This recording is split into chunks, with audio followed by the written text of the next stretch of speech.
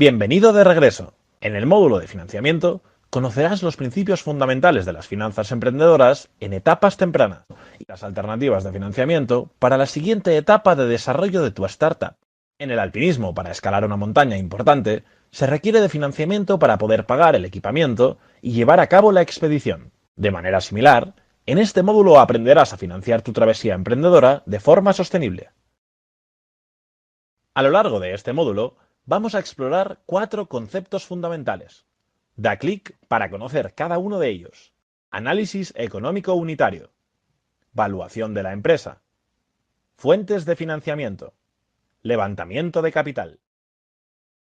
Una vez que cuentas con una propuesta de valor y un modelo de negocio potentes, es importante modelar la capacidad de generación de valor económico de la startup.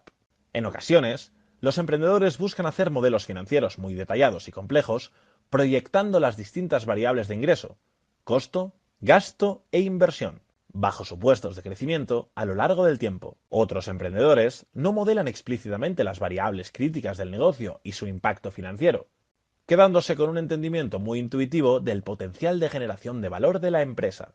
Un mejor enfoque para la startup en esta etapa de desarrollo y el método preferido por los inversionistas es el análisis económico unitario. Este enfoque se centra en el valor marginal que genera un cliente tomando en cuenta 2 factores: costo de adquisición del cliente, que representa la inversión que hace la empresa para atraer a un cliente unitario a la compañía desde el momento en que entra en primer contacto hasta el momento en el que compra nuestro producto o servicio. Valor del ciclo de vida del cliente, que representa cuánto gana la empresa por ese cliente unitario, midiendo la diferencia entre lo que paga el cliente y los costos directos de atenderlo a lo largo del tiempo en que el cliente permanece comprando productos o servicios de la empresa. Para que una startup tenga viabilidad económica, el valor del ciclo de vida del cliente tiene que ser mayor a la del costo de adquisición del mismo. A esto se le llama monetización unitaria positiva.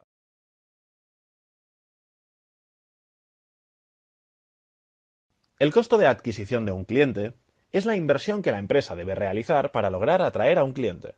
Este costo depende de la estrategia de comunicación, marketing y ventas que tenga la empresa y los canales que utilice para este propósito. Una herramienta útil para poder modelar estos costos es el embudo de ventas, donde se divide el proceso comercial en distintos pasos. Cada paso tiene un costo y hay una tasa de conversión estimada para pasar de un paso al siguiente. Imaginemos una startup que quiere lanzar una aplicación de fitness con un modelo de negocio freemium. La startup decide pagar anuncios en redes sociales para que los posibles clientes visiten su página web. El costo por cada clic es de $1 y logra atraer a 1000 interesados que visitan la página web. De las personas que visitaron la página, solo el 20% decide descargar el app y darse de alta en modo gratuito. El costo para la empresa de tener usuarios en modo gratuito es de $4 por usuario. De las personas que intentan el modo gratuito, el 50% se convierten a usuarios pagados, resultando en 100 clientes. ¿Cuál es en este caso el costo de adquisición de cliente? Es la suma de la inversión en cada etapa, es decir, $1800 dividido entre el número de clientes pagados totales, que es 100, resultando así en un costo de adquisición de $18. Recuerda que la estrategia de adquisición de clientes debe de ser consistente con la experiencia de cliente que has definido y que en ocasiones se da en múltiples canales de atracción de clientes. En ese caso, puedes estimar tu costo de adquisición de cliente por canal y de manera global.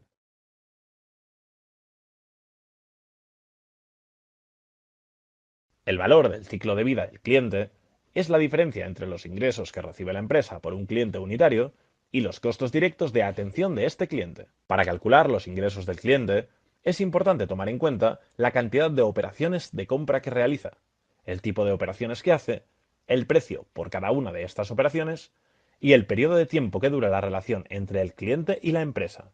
De igual forma, para estimar los costos directos, es importante considerar los costos relacionados directamente con generar y entregar nuestro producto o servicio al cliente, sin tomar en cuenta los gastos indirectos de la empresa. Estos cálculos se pueden realizar muy fácilmente en una hoja de cálculo, en donde en el eje vertical coloques los distintos rubros de ingreso y costo, y en el horizontal una línea de tiempo que indique la duración estimada de la relación con el cliente. Siguiendo con el ejemplo del startup que ofrece el app de fitness, Imaginemos que la empresa cobra un servicio de suscripción en tres niveles. Uno básico por $5 al mes, otro premium por $10 al mes y una opción familiar con acceso para 5 usuarios por $20 al mes. Supongamos que la duración promedio de la relación con el cliente es de 6 meses y que el usuario puede migrar entre los tres distintos planes a lo largo del tiempo. La proyección de ingresos se podría ver de la siguiente manera. En paralelo, podemos modelar los costos directos mes a mes del tipo de plan que ha contratado el cliente. Asumamos en este ejemplo que el costo para el nivel básico es $2, para el premium $4 y para el familiar $8. La proyección de costos directos se podría ver de la siguiente manera.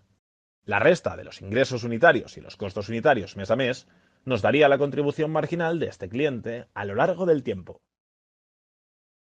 ¿Cómo sabemos si la empresa genera valor económico unitario? Simplemente se suman las contribuciones marginales mes a mes y se resta el costo de adquisición del cliente. En la medida en la que esta resta resulte un número positivo, se está generando valor económico unitario, y entre más grande sea ese valor, mayor es el potencial de valor de la empresa, asumiendo que se puede escalar a un nivel importante de número de clientes. Para entender el valor de una empresa, no solo es necesario entender el valor económico unitario, sino también estimar el tamaño del mercado que permite definir la oportunidad total del mercado de un producto o servicio. Para analizar el tamaño del mercado, es importante familiarizarse con dos conceptos fundamentales. El mercado total posible, que representa el valor total del mercado para el producto o servicio que se quiere ofrecer en sus diferentes segmentos y geografías. El mercado disponible es el tamaño del segmento de mercado que realistamente está al alcance de la empresa, dada su propuesta de valor, modelo de negocio y presencia geográfica. Para ilustrar estos conceptos con un ejemplo sencillo, sigamos con el caso de la startup que quiere lanzar una app de fitness. El mercado total posible sería toda la población mundial que cuenta con un teléfono inteligente, que tiene interés en temas de salud y bienestar, y que cuenta con la capacidad de pago de al menos $5 al mes para una app de este tipo. Realizando algunos supuestos, podríamos concluir que el mercado total posible son 500 millones de personas a nivel mundial. Para calcular el mercado disponible, tendríamos que pensar qué geografías realistamente pudiéramos alcanzar y quizás concluiríamos que el mercado hispanoparlante es el de más fácil acceso para nosotros, en comparación con otras geografías como Asia o el Medio Oriente, y que dentro de estas geografías, el mercado disponible son personas de ingreso medio alto, lo que podría representar un mercado disponible de 50 millones de usuarios potenciales. Una vez que has modelado el valor económico unitario y estimado su potencial de escalamiento, dado el tamaño del mercado disponible, es momento de entender el valor potencial de la empresa. Generalmente, en una startup de etapa inicial, es difícil ponerle un valor, ya que no tiene datos sólidos y su modelaje financiero está basado en supuestos todavía pendientes de validar. El emprendedor puede utilizar los resultados del valor económico unitario y de mercado disponible y compararlos con los de otras empresas semejantes, pero que ya estén en el mercado, para tener un parámetro de evaluación aproximado. Sin embargo, la evaluación de una startup en la etapa inicial depende de dos factores: la valoración que hacen los inversionistas sobre la fortaleza del equipo emprendedor y la probabilidad de que se concreten los supuestos críticos del negocio, la existencia de otras startups con propuestas de valor y modelos de negocios semejantes que compiten por los recursos del inversionista. Es en este contexto en el que se da una interacción entre la oferta y la demanda que determinan la evaluación de la startup. Para ilustrar esta dinámica que determina la evaluación de la empresa, sigamos con el ejemplo de la app de fitness. Supongamos que el análisis de valor económico unitario da un resultado atractivo y que el mercado disponible es suficientemente grande. También supongamos que en otras startups comparables con números semejantes han obtenido una evaluación inicial de entre 1 y 5 millones de dólares. ¿Cuál sería en este caso la evaluación en concreto que puede obtener nuestra startup?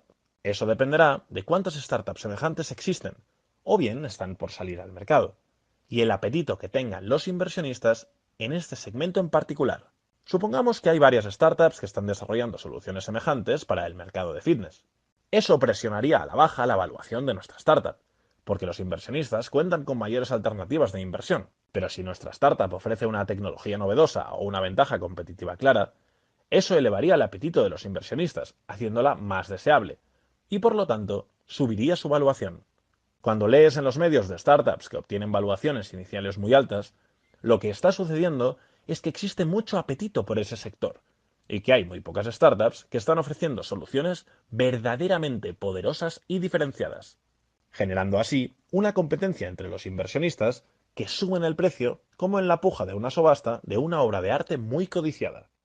Para financiar tu proyecto en esta etapa de preaceleración, existen 4 diferentes instrumentos, los cuales puedes usar individualmente o en conjunto, dependiendo de las características de tu startup. Apoyos económicos, financiamiento de clientes, instrumentos convertibles, acciones. Haz clic en cada una de las opciones para que las conozcas con mayor detalle. La primera opción es recibir algún tipo de apoyo económico, ya sea a través de un premio, recibir una subvención del gobierno o alguna fundación, o recibir aportaciones en especie de organizaciones que están interesadas en el éxito de tu startup.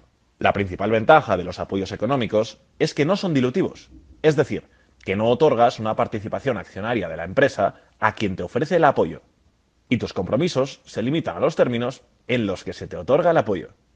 Las principales desventajas de este tipo de financiamiento es que la mayoría de los apoyos son pequeños y de corto plazo, por lo que no cubren la totalidad de la necesidad de financiamiento, y suelen ser muy demandantes en su proceso de obtención, lo que te puede quitar tiempo y distraer del objetivo principal, que es desarrollar tu startup.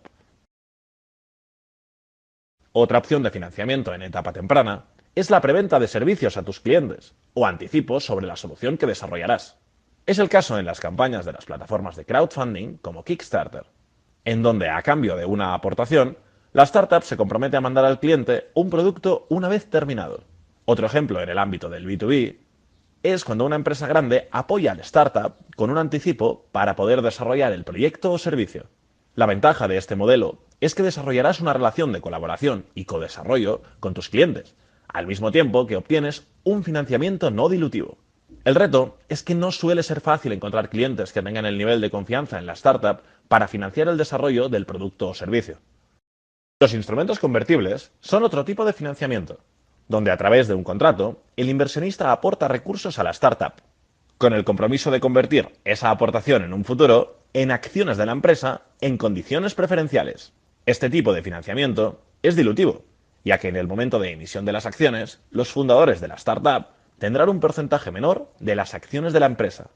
Los instrumentos convertibles tienen la ventaja de que se pueden implementar jurídicamente de manera sencilla. Y además, no se requiere un acuerdo sobre la evaluación de la startup en el momento de la inversión, lo que agiliza y acelera la negociación. Una desventaja es que los inversionistas suelen no estar familiarizados con estos instrumentos, sobre todo fuera de ecosistemas desarrollados como el de Estados Unidos. Otra fuente de financiamiento es la inversión directa en acciones de la empresa. La startup ofrece al inversionista un número determinado de acciones a cambio de una inversión a una evaluación determinada. Este tipo de financiamiento es dilutivo, ya que en el momento de emisión de las acciones, los fundadores de la startup tendrán un porcentaje menor de las acciones de la empresa. La ventaja de este instrumento es que la transacción es en un esquema conocido por los inversionistas. La desventaja es que se requiere un acuerdo en la evaluación de la empresa, lo que puede ser muy difícil en etapas tempranas del desarrollo de la startup, ante la ausencia de datos duros sobre el potencial de la empresa. Existen 3 tipos de inversionistas que invierten en etapas tempranas de la startup con capital semilla: amigos y familia, aceleradoras de negocio, inversionistas ángeles. Comúnmente, los emprendedores recurren a amigos y a familiares para fondear el desarrollo de su startup, porque existe una relación de confianza y tienen un interés en tu éxito. Las ventajas de esta fuente de financiamiento es que se puede dar de manera rápida, ya que no suele haber mucha negociación ni condiciones. Sin embargo, una desventaja es que los recursos suelen ser limitados y pueden no entender plenamente el nivel del riesgo que implica invertir en una startup en etapas tempranas, lo que puede generar una fricción en la relación si el startup no tiene éxito o los resultados no son los esperados. Las aceleradoras son organizaciones que seleccionan a startups de alto potencial y les ofrecen asesoría y financiamiento en su proceso de aceleración. Cada aceleradora tiene sus criterios de selección, procesos y temas de interés, pero todas siguen un modelo bastante parecido, en donde una vez admitidas al programa, se les ofrece una inversión inicial para desarrollar el startup durante varios meses, y luego se presentan los proyectos desarrollados a otros posibles inversionistas. Las ventajas de esta fuente de financiamiento es que combina elementos de mentoría, capacitación y networking con la inversión, para así fomentar el desarrollo de la startup. La principal desventaja es que en las mejores aceleradoras tienen un modelo de selección muy estricto, con una gran cantidad de aplicantes, lo que hace relativamente difícil de entrar a uno de sus programas. Los inversionistas ángeles son individuos que se dedican a invertir en etapas tempranas, con recursos propios, y se vinculan con los fundadores ofreciéndoles mentoría y apoyo. Generalmente, los inversionistas ángeles son miembros de redes de inversionistas o utilizan plataformas como AngelList o Ghost para identificar y evaluar startups. Las ventajas de esta fuente de financiamiento es que los inversionistas entienden perfectamente el riesgo de la startup. Los recursos invertidos suelen ser mayores, en particular cuando invierten en grupos a través de redes de inversionistas. Y los fundadores de la startup se benefician de consejos y guías del inversionista. La desventaja de esta fuente de financiamiento es que el proceso de evaluación de la inversión es mucho más formal que en el caso de amigos o familiares, o en el caso de la aceleradora. Y además, compites con muchas otras startups que buscan también el financiamiento de estos inversionistas. Una vez que has identificado los instrumentos de financiamiento y los tipos de inversionistas, es necesario entender el proceso de levantamiento de capital, el cual se divide en 4 pasos: preparación de pitch deck y otros materiales de comunicación, desarrollo de los instrumentos de financiamiento, promoción con inversionistas, cierre y documentación. El primer paso en el proceso de levantamiento de capital es preparar los instrumentos de comunicación, que te permitirán presentar tu proyecto a inversionistas, tales como el pitch deck y otros materiales como un video pitch, un teaser o un one-pager, dependiendo del contexto en el cual buscas interactuar con posibles inversionistas. Lo importante de estos instrumentos de comunicación es contar una historia para inspirar a los inversionistas y que quieran ser parte de tu travesía, incluyendo los principales elementos que confirman que existe una oportunidad de negocio interesante. En el siguiente módulo de Explorer, llamado Pitch Academy, te enseñaremos a detalle todos los elementos que necesitarás para hacer un pitch deck atractivo y que llame la atención de los posibles inversionistas. Un error común en los emprendedores es pensar que un pitch deck es suficiente para hablar con posibles inversionistas y lograr cerrar una ronda de capitalización. En paralelo, debes de desarrollar los documentos relevantes dependiendo del tipo de financiamiento que estés buscando, de tal manera que los inversionistas potenciales puedan entender con claridad lo que estás ofreciendo y bajo qué condiciones. Para poder promover tu startup con posibles inversionistas y presentarles tu proyecto con el objetivo de levantar capital, deberás organizar lo que se llama un roadshow, que es una agenda de visitas a inversionistas potenciales. Es importante hacer un análisis previo de los posibles inversionistas y asegurarte que buscas solamente a aquellos que tienen un perfil adecuado para el tipo de inversión que representa tu startup. Elementos importantes a considerar en ese análisis es la etapa de desarrollo en la que suelen invertir, su enfoque de sector o tecnología, su interés geográfico, entre otras. Visita sus páginas web, en donde puedes encontrar su perfil, para asegurarte que pueden ser un buen candidato antes de contactarlos. Una vez que hayas logrado suficientes compromisos por parte de uno o varios inversionistas, iniciarás el proceso de cierre de la ronda de inversión, documentando los diferentes acuerdos con contratos firmados por los inversionistas e indicándoles los datos de depósito de los fondos comprometidos. Muchos emprendedores piensan erróneamente que el cierre de una ronda de capitalización representa el éxito de la startup, pero hay que recordar que es realmente el inicio de una travesía y que el financiamiento es solo uno de los componentes que habilitan a la startup para lograr sus objetivos y tener éxito. La aventura apenas comienza. Te recomendamos los siguientes materiales que te ayudarán a complementar tus conocimientos en el tema.